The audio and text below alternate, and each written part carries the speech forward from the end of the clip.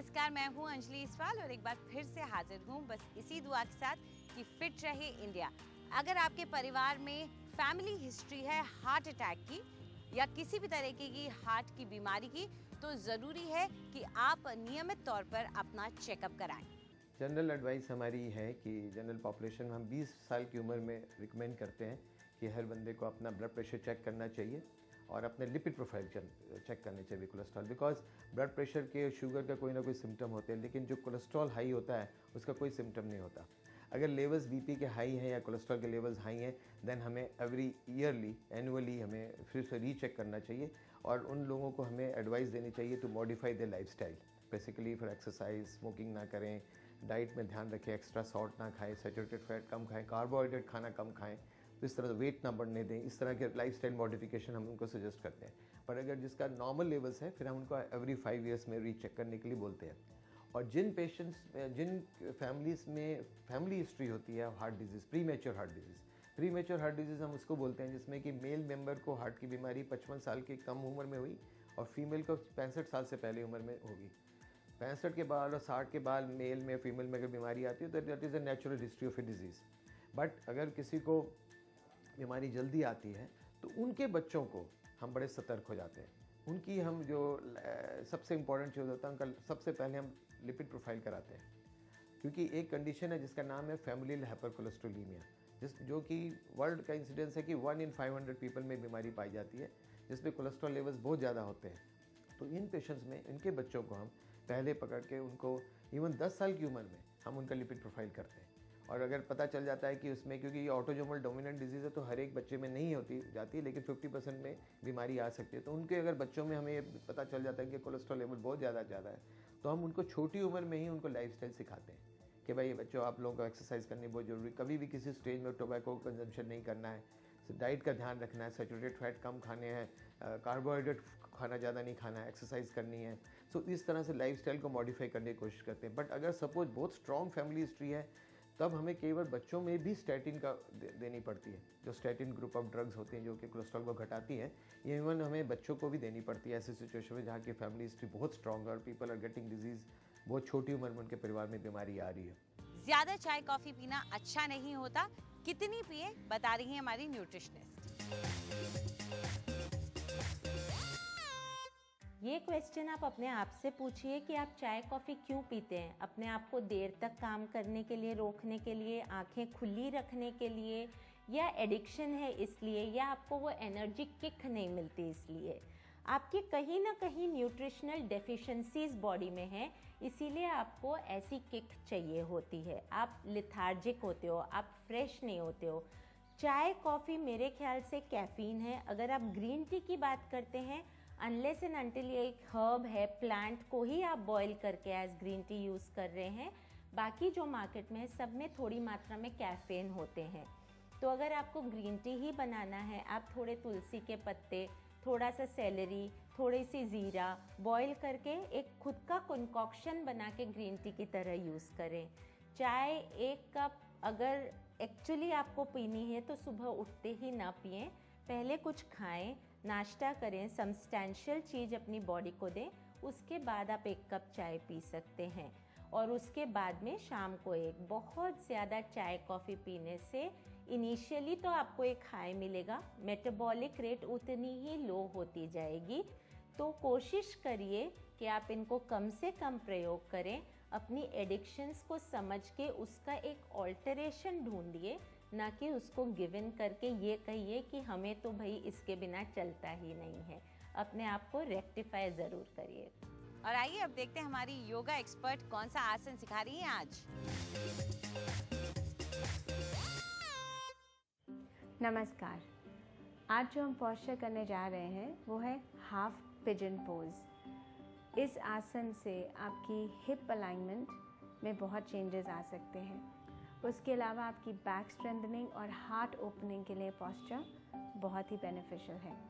तो अब हम देखेंगे पोस्चर कैसे करना है। सबसे पहले आप अपने हैंड्स और नीज पे आएंगे।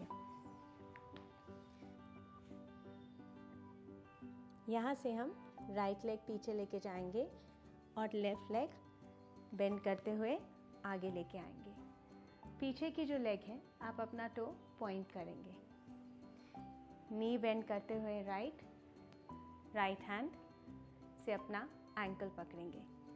अगर आप इतना भी होल्ड कर सकें तो इसको आप यहाँ पे 3 से 6 ब्रेथ्स के लिए होल्ड करें। अगर आप नेक्स्ट स्टेप में जाना चाहें तो अपना लेफ्ट हैंड भी एंकल पे लाएं और अपनी बॉडी को यहाँ होल्ड करें। ये ध्यान रखते हुए कि आपके दोनों हिप्स ज़मीन पे हैं। और फिर एक्सेल करते हुए left hand, right hand, back और रिलीज। इसी तरीके से हम ये पोस्चर दूसरी लेग पे भी रिपीट करेंगे। आज के लिए इतना ही। नमस्कार। और अब वक्त आ गया है हमारी आज की ब्यूटी टिप्स का।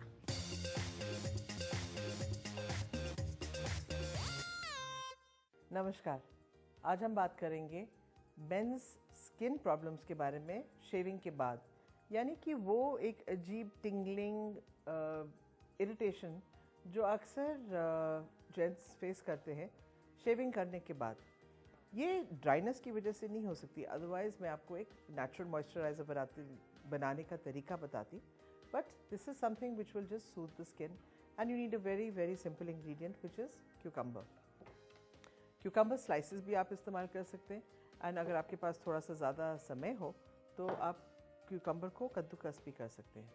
सो just take a few slices of cold cucumber which has been kept in the fridge, क्योंकि मुझे लगता है इट्स ऑलवेज नाइसर जब खीरा आप ठंडा ठंडा अपने स्किन पे लगाएं।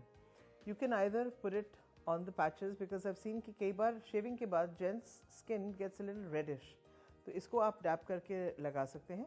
And if you have a little bit more time for your self, because I know men are always in a hurry, grate it. This, believe me, is always nicer. So I think that men also need to pamper themselves.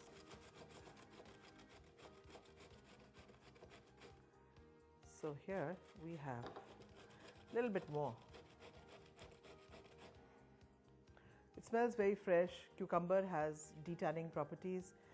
तो अगर आपका skin winters में भी patchy and dull लगता है and you suffer from a problem of reddishness after shaving, just take this lovely fresh, you can see the water also, you know, it can become a skin tonic. ये आप अपने skin के ऊपर लगा दीजिए, 5 minute आराम से late जाइए and then just wash your face with cold water. और आप देखेंगे कि ना सिर्फ आपकी जो रेड पैचेस हैं वो गायब हो गए हैं, but your skin will also start glowing naturally. See you tomorrow. Concealers को लेकर जो मिथ है उन्हें दूर कर रही हैं हमारी मेकअप एक्सपर्ट।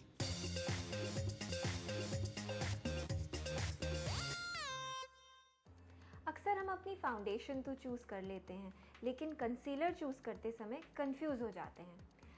अक्सर लोग मुझसे बोलते हैं कि कंसीलर का कलर लाइट होना चाहिए ना। नहीं, ये बिल्कुल गलत है।